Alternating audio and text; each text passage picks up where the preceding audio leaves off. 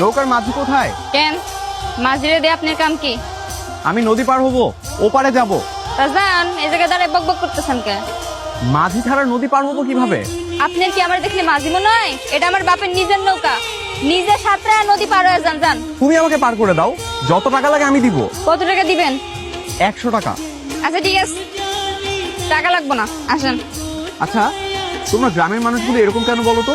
টাকা ছাড়া যেন কিছুই বোঝো। এই মেয়ে, এই বইটাটা দেখছেন, মাথাটা ফাটাই দেবো। আপনার আমি কি কইলাম যে আমার টাকা লাগতো না? আসেন, আমি পার করে দিতেছি। এই তোমার বংশের কেউ কি ডাকাত নাকি? হ্যাঁ, এরকম করে পড়ে যাবো। বংশের মায়া না? আরে আমি সাঁতার পারি না, পড়ে যাবো আমি। বাবা, তুমি কি নদীতে পড়ে গেছিলা? হ্যাঁ, আমি ফেলাই দিছি।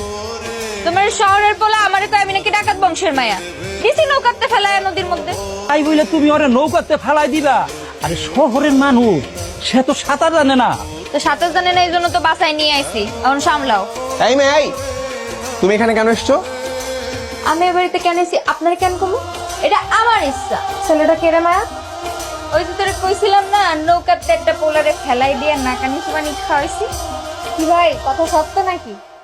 তোমার বান্ধবী একটা শয়তান মেয়ে, আর তোমাকে যেন দ্বিতীয়বার এই বাড়িতে আমি আর না দেখি। আমি আমু না কেন? আমার যখন মন চায় আমি এই বাড়িতে আমু, যখন মন চায় এই বাড়িতে যাম। দেখি কে ঠেকানোর পারলে ঠেকাক। তুইও হাসতেছে।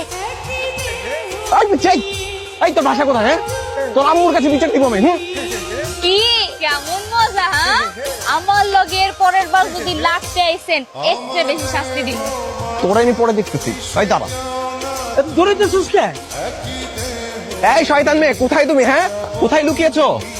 কে তুমি? আর বলবেন না আঙ্কেল, একটা ভারী বেয়াদব মেয়ে আছে এই গ্রামে।